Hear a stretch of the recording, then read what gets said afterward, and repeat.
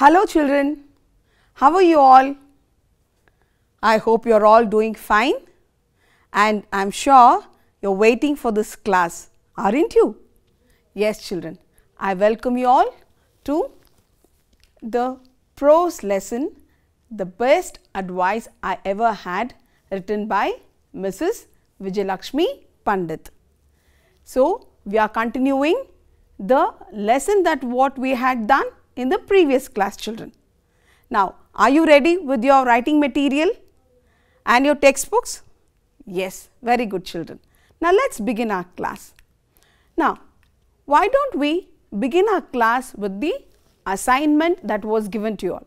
The assignment was answer the following question. So, the first question was why Mrs. Pandit did not want to meet her relatives. The second question was how did Gandhiji's advice help Mrs. Pandit in both the instances in the lesson. Children, for these questions we will answer them during the highlights of the lesson. Now, we will move on to the third task that was given, that is dictionary work. So, you had to complete the words beginning with RE, which mean the phrases given against each of them. So, let us see the first phrase, make a decision. Now, here make a decision means resolve. Second question, state that one is unwilling to do something. Now, what is it? It is refuse. Take revenge or hit back. It is retaliate. And the fourth one, feel bitter about. It is resent. Now, I hope you have done that homework children. Now, let us begin today's class with an activity children. Now, the activity is you have to classify the following qualities into desirable and undesirable qualities. Now, let me give you those words, write down those words and then we will classify the words. Are you ready? Yes. Now, the first word is galling. Galling means annoying. Next one, sincere, difficult, quarrelsome, hysterical. Hysterical means being crazy or acting in a very weird way.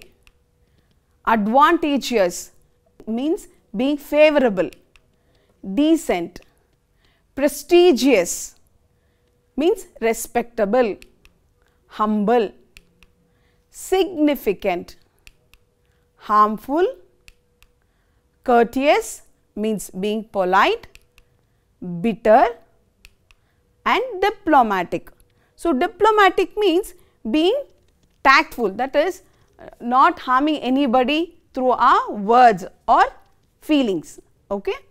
Now, why don't you put all these words, you classify all these words into desirable and undesirable qualities. Yes, are you all doing it? Now, shall we check your answer then? Yes. First, we shall see the undesirable qualities children. They are galling, difficult, quarrelsome, hysterical, bitter and harmful. Now, I have put all these in this container. You know why?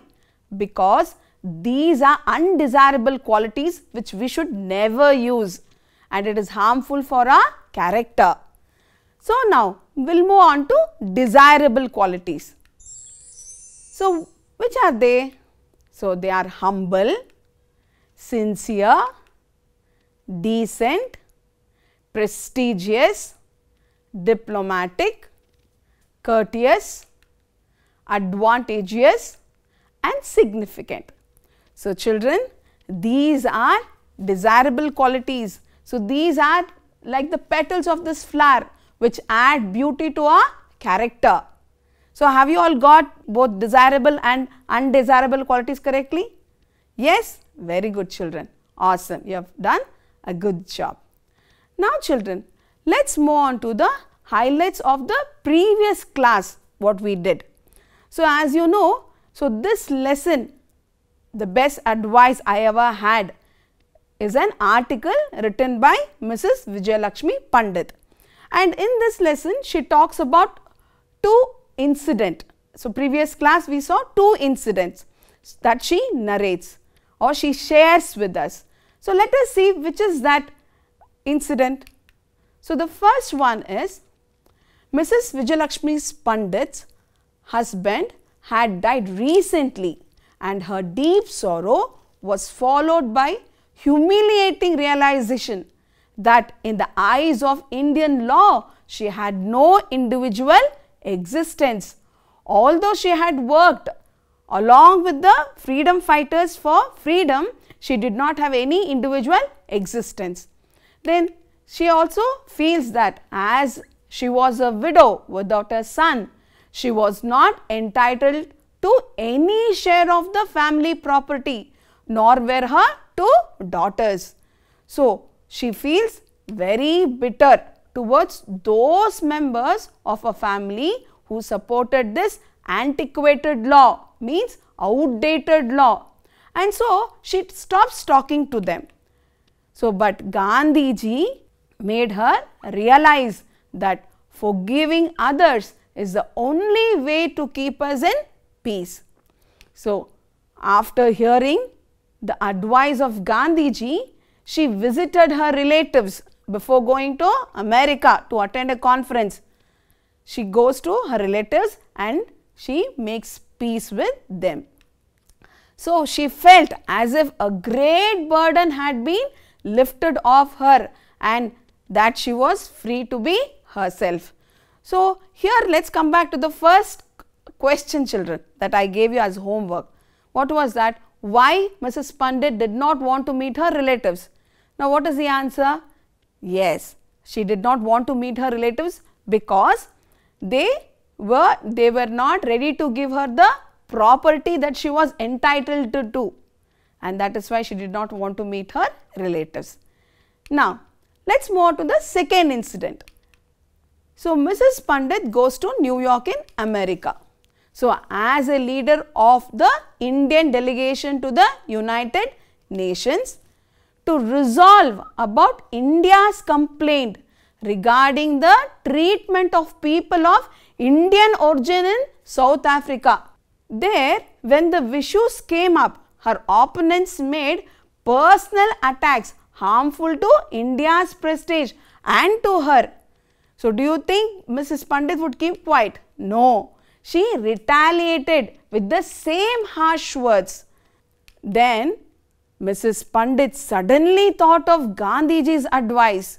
So, you know Gandhiji always followed the path of non-violence.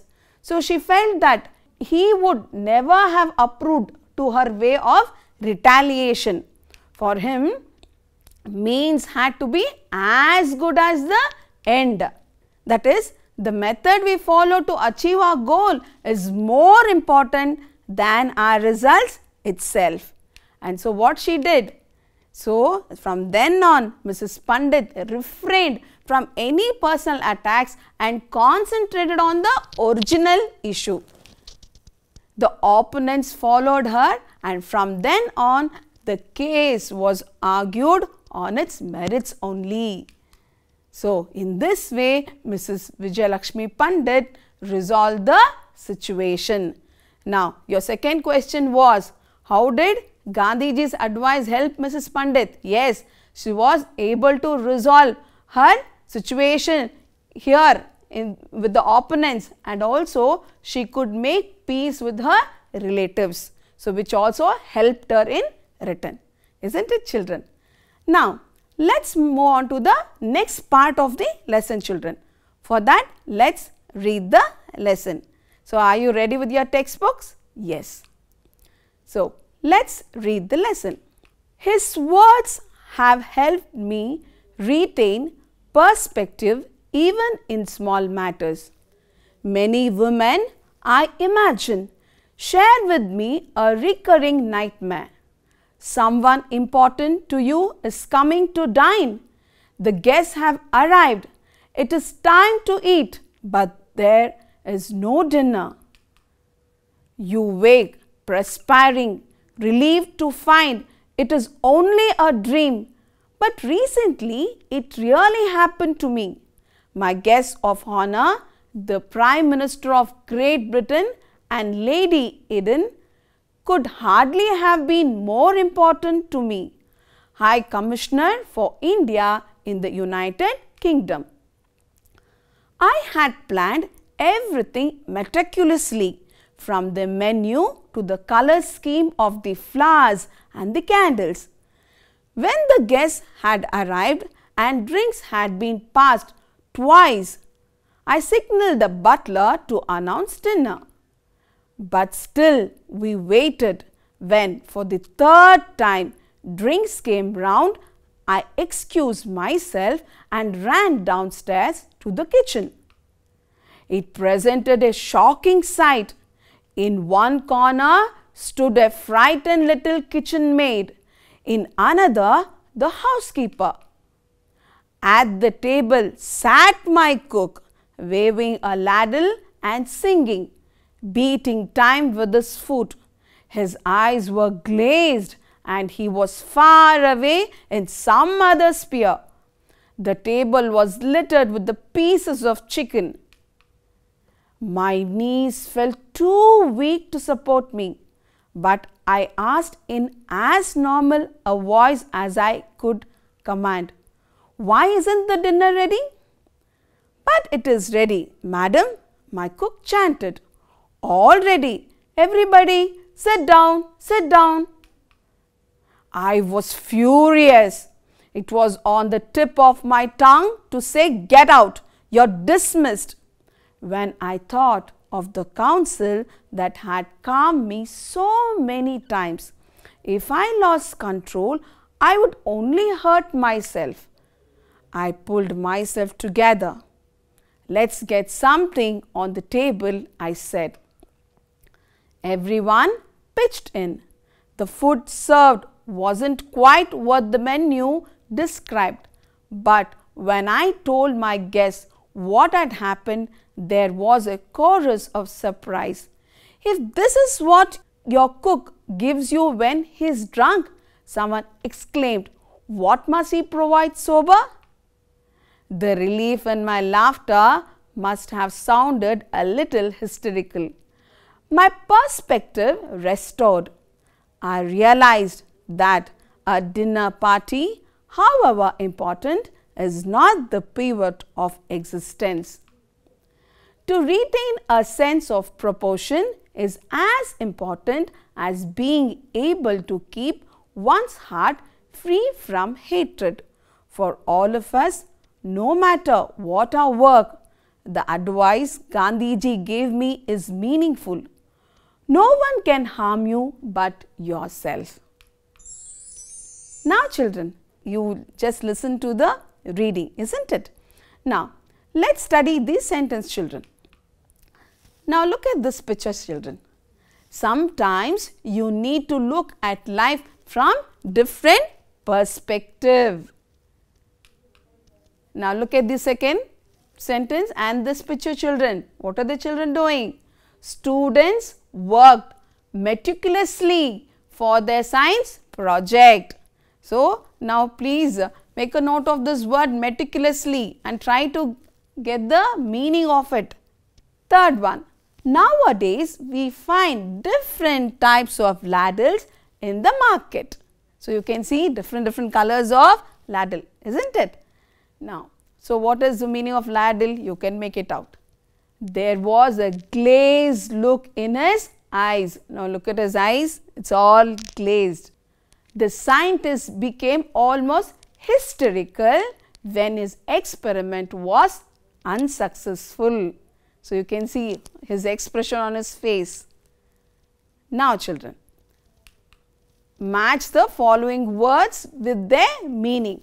So, let me give you those words that we saw in the sentence there. First one, perspective, meticulously, ladle, glazed and hysterical. Now, let me give jumbled meaning of these words. Carefully, blank or dull, crazy, a large size spoon, outlook. Now match these words, children. Yes? Have you done it? Shall we check the answer? Yes? So, perspective, meticulously, ladle, glazed and hysterical. So, now let us see the meaning, children. So, the meaning of perspective is outlook or point of view. Meticulously means being carefully. Ladle means a large size spoon. Glazed means to look blank or dull. Hysterical means crazy. Yes, have you all got this answers correctly? Yes, most of you? Very good. Now children, let us understand the lesson that we have read through some questions. I will ask you a few questions and you have to tell me the answers for them. Are you ready? Yes. His words have helped me retain perspective even in small matters. Who does his refer to? Yes, it refers to Gandhiji. Here, whom did Mrs. Pandit invite for dinner? As the High Commissioner for India in the United Kingdom, Mrs. Pandit had invited Prime Minister of Great Britain, Anthony Eden and Lady Eden for dinner. So, how did she plan for the dinner? Mrs. Pandit had planned everything meticulously, from the menu to the color scheme of the flowers and the candles. So, was the dinner served on time? Is it yes or no? No, it wasn't. So, Mrs. Pandit ran to the kitchen. So, what was the shocking view she saw in the kitchen there, and why do you think the food was delayed? Yes, in one corner stood a frightened little kitchen maid. In another, the housekeeper, and the cook was drunk. So, what was Mrs. Pandit's reaction? She was very furious. She wanted to shout at the cook and dismiss him immediately. But she thought of the counsel of Gandhiji that had calmed her so many times and calmed herself. So, what was the counsel of Gandhiji? Yes, that is, if she lost control, she would only hurt herself. So, how did she handle the situation then? Yes, she pulled herself together. The immediate thing to be done was to provide food for the guest. Therefore, she asked the others in the kitchen to cooperate. All of them did, and though the menu described was different, food could still be served. So, what do you infer from about the relationship between Mrs. Pandit and Gandhiji from reading this lesson, children? Yes, the relationship between Mrs. Pandit and Gandhiji was that of a father and daughter. His advice had constantly helped her in every situation. So, here Gandhiji said, no one can harm you but yourself. What is the meaning of this? Yes, it means we are responsible for our own happiness and sorrows. No one can harm you but yourself. So, what is the meaning of this statement given by Gandhiji, children? Yes, it means that we are responsible for our happiness and sorrows. So, we need not blame anybody else for it. All those situations are bad. So, here somebody says unhappiness is not because of the problems. Unhappiness is because of the way we respond to it. And so, we have to be always positive in any situation, children. Now, which are the advices given by Gandhiji to Mrs. Vijayalakshmi Pandit? Yeah, the first advice was forgiving others is the only way to keep us in peace. Only when we forgive others, we can stay in peace. Secondly, the path which we choose to fight a problem is more important than our results. So, sometimes we think fighting is the best option, but here in the lesson we saw only when we speak calmly we can resolve any situation. Thirdly, never to do anything that injures our self-respect, and to be humble, and that no one can harm us except ourselves.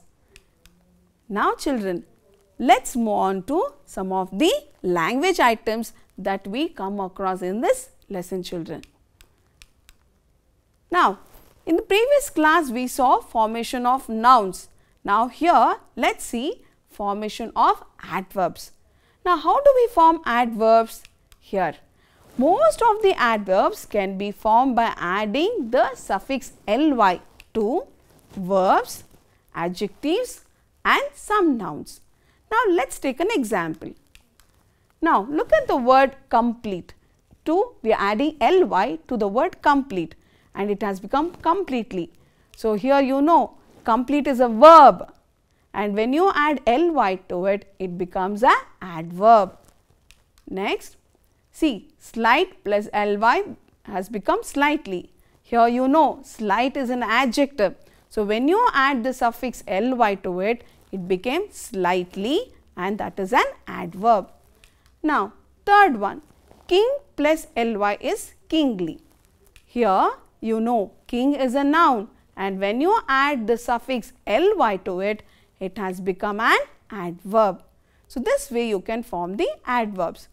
Now children, here is an activity. You have to choose the right word and rewrite the following sentences. The first one is, Bill is a careful or carefully driver. So which is the right word here children? Is it careful or carefully? Yes, have you thought of your answer? Now let's check your answer children. So the answer must be careful, because we are talking about Bill here, and so it should be careful. Second one, can you repeat that slow or slowly? So which one is the right word? Yes, slowly would be the right word, because here you are talking about the action of repeating, and so slowly is the right word. Third one, come on George, why are you always so slow or slowly? So children, be careful here. Is it slow or slowly? Yes, here it is slow, because here we are talking about George, the noun, and so it is slow. So slow is an adjective, isn't it? Fourth one, our team played bad or badly. Yes. Yes children, have you thought your answer? Yes, the answer is badly, because we are talking about how they played. We are talking about the way they played. So they played badly. Good children. Good work. Now let's go to formation of the verbs. Now we can see that new verbs can form by adding a prefix or a suffix to different words. Now for example, now look at this word courage. Okay. So here when we add the prefix n, it becomes encourage. So the word courage has become the verb encourage. Now look at the word force. So when we add n to it, it became enforce, the verb enforce. Next, when you add prefix to the word prison, it became imprison, the verb imprison. So all these encourage, enforce, imprison are all verbs. Now we can also form verbs with the help of suffixes. For example, memory. So when you add ize to it, it became memorize. Same way, active, when you add ate, it became activate. In the same way, sympathy, when you add ize, it became sympathize. Got it children? Yes. Now what you do is, you have to use these verbs in the sentences. Now see, courage.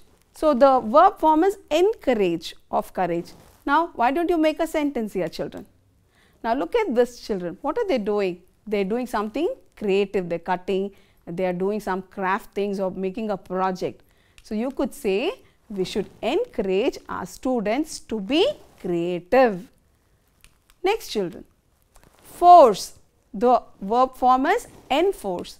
So, here look at police. So, you could say government makes laws and the police enforce them. Thirdly, memory. So, the verb form of memory is memorize. So, you could say here if the teacher is asking the children, what is she doing? The teacher asks the students to memorize the poem. Yes children. Now, see the last one, sympathy. So, the verb form has become sympathize. Here you can see such a sad state of affair here during flood in Assam. No? So, you could say many people sympathized with people who lost their homes during flood in Assam. Now, you all learnt how to change the verb form, isn't it? Now, let us fill and complete the following table by filling the empty columns. Now, let me give you the column children. Now, look at this column children. Here under adverb we have powerfully, under verb we have care, under adjective we have expressive, isn't it? So, now what are you supposed to do? Now, let us take an example. Look at this word agreement, it is a noun. So, the verb form of agreement is agree and the adjective form is agreeable and the adverb form of agreement is agreeably. So, in the same way, now you have to fill in the missing blocks there. So, what is the noun form of powerfully? Yes, it is power or power. The verb form is empower and the adjective form is powerful. Now, let us see what is the noun form for care. For care, it is care itself. So, verb form they have already given, it is care. So, adjective form is careful and adverb form is carefully. So, let us take the fourth one. So, under adjective column we already have the word expressive. So, now let us see the noun form. So, the noun form is expression, express, under verb and under adverb it becomes expressively. So, did you understand how the words take different forms when it plays different roles in a sentence, isn't it? Now, children, you have done a good job. Now, why don't we use words as nouns and verbs? Now, you have to identify whether the word used is a verb or a noun. Here, every drop of water is precious. Now, Rani drops me to office every day in the car. So, here in the first sentence, what is dropped there? Yeah, it is a noun and here drops is a verb because it is showing an action there. Now, let us take another example. So, you can see here walking is good for health. Children walked happily back to their school. Here what is walking here? It is a name of exercise and so it is a noun and here walked is a verb here because it is showing the action done by the children there, isn't it? So, children, we have come to the end of this class. So, what are the values that we learned through this lesson? Yes, we learned forgiving others is the only way to keep us in peace. The path we choose to fight our problems is more important than our results and no one can harm us except ourselves. Now, children, let us come to the assignment part. So, you have to comment on the title of the lesson with respect to Mrs. Pandit's experience in the different situation in her life. The second question is, pick out the adverbs used in the lesson and frame sentences using them. Thirdly, make a list of advices you have received in your life. Yes, children, with this we have come to the end of our class. Thank you very much and have a great day. Thank you, children.